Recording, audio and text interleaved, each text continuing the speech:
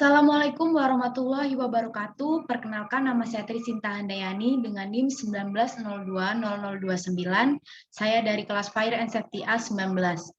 Di sini saya akan menjelaskan mengenai tugas dari mata kuliah pengelolaan pencemaran limbah industri, yaitu tentang parameter pencemaran air. Baik, langsung saja. Yang pertama itu mengenai definisi dari parameter. Yang pertama itu ada pH. pH sendiri yaitu unit pengukuran yang menggambarkan derajat asiditas, alkalinitas suatu larutan, terutama sebagai indikator kualitas air. Selanjutnya ada COD, yang merupakan jumlah oksigen yang dibutuhkan untuk mengoksidasi zat-zat organik yang ada pada limbah. Selanjutnya ada total suspended solid atau TTS, yang merupakan material padatan dalam perairan yang air suspensi berupa zat, organ maupun anorganik, yang jika keberadaannya banyak di perairan yang dapat mengganggu ekosistem perairan di dalamnya. Selanjutnya ada minyak dan lemak, yang merupakan suatu zat yang tidak bisa dilarutkan oleh air. Selanjutnya ada amonia, adalah senyawa kimia yang merupakan salah satu indikator pencemaran pada bentuk kebauan. Selanjutnya ada total coliform, adalah sebagai indikator organisme adanya pencemaran di dalam air. Yang terakhir ada debit, adalah satuan besaran air yang keluar dari daerah aliran sungai. Satuan debit yang digunakan adalah meter kubik per sekon. Selanjutnya yaitu cara mengukur parameter air limbah. Yang pertama itu ada pH. Pada pengukuran pH air menggunakan pH meter dengan perlengkapannya, yaitu dengan mencelupkan elektroda ke dalam contoh uji sampai pH meter menunjukkan pembacaan yang tetap. Kemudian hasil pembacaan skala atau angka pada tampilan dari pH meter akan terlihat setelah diangkat pH meter tersebut dari larutan air. Selanjutnya ada BOD. Pada pengukuran BOD, mengukur kandungan oksigen terlarut awal DOI dari sampel segera setelah pengambilan contoh, kemudian mengukur kandungan oksigen terlarut pada sampel yang telah diinkubasi selama 5 hari pada kondisi gelap dan suhu tetap 20 derajat Celcius yang sering disebut dengan DO5. Selisih DOI dan DO5 merupakan nilai BOD yang dinyatakan dalam miligram oksigen per liter atau miligram per L.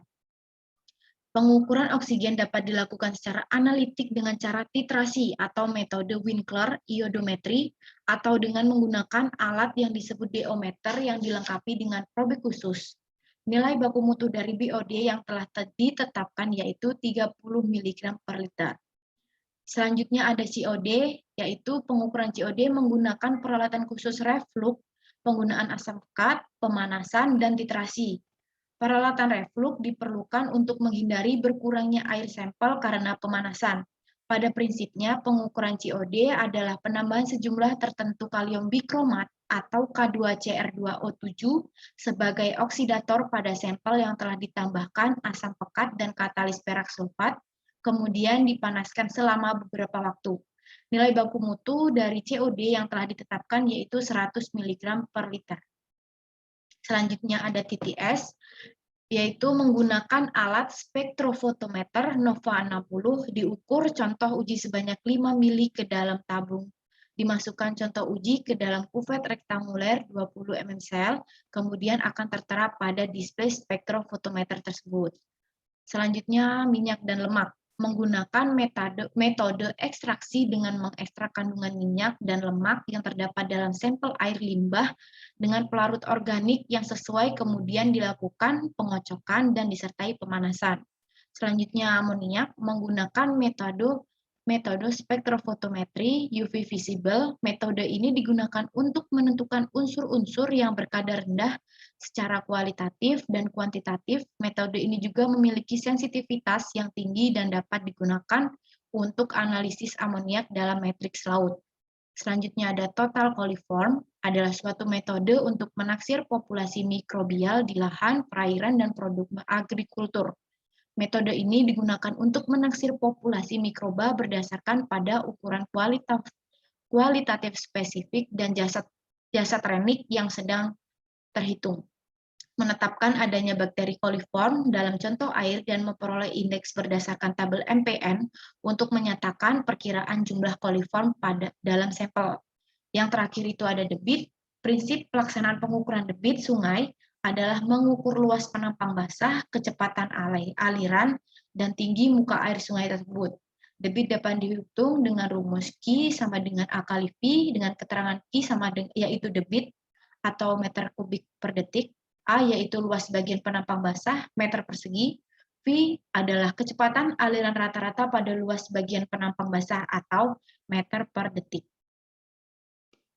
Baik, yang selanjutnya adalah membandingkan hasil uji air limbah domestik dengan baku mutu air limbah domestik.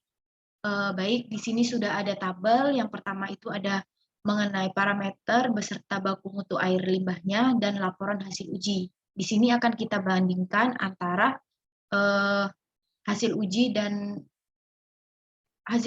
air limbah dengan baku mutu air limbah.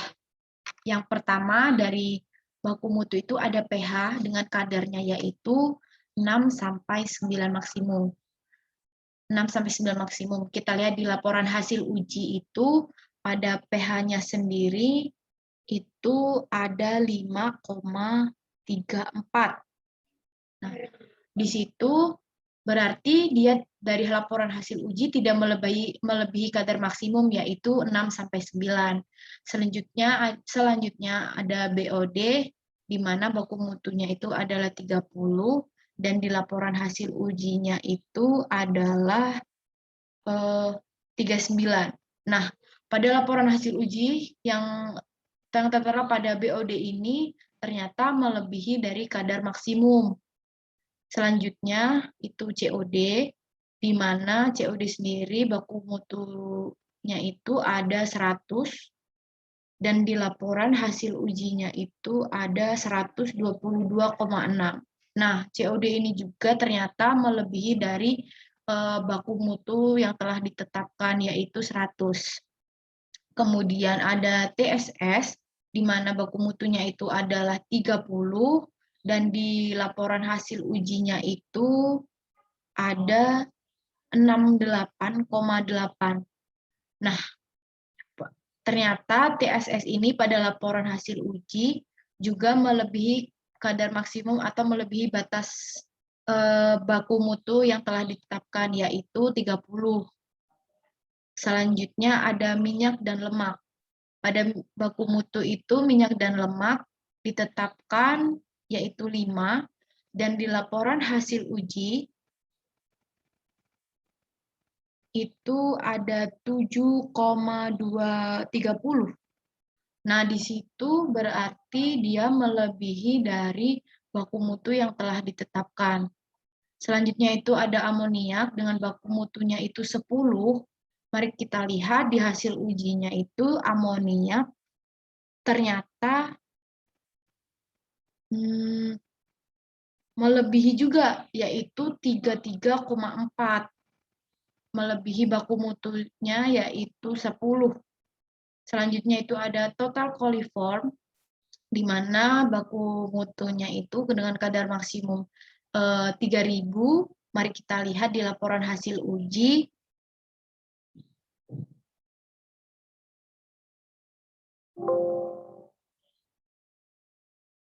Ternyata juga melebihi yaitu 4.500. Nah, dari pembandingkan tadi, dari hasil uji tersebut ada beberapa parameter yang melebihi kadar maksimum. Nah, dengan tingginya kadar air atau tingginya baku mutu yang telah ditetapkan itu dapat menyebabkan pencemaran air. Baik. Nah, ini yang terakhir adalah referensi dari saya yang referensi untuk saya membantu mengerjakan dari tugas tersebut. Mungkin jika saya ada salah kata bisa ataupun salah penjelasan, teman-teman bisa melihat sendiri dari referensi yang saya berikan. Mungkin saya rasa cukup, kurang dan lebihnya saya mohon maaf. Saya akhiri. Wassalamualaikum warahmatullahi wabarakatuh.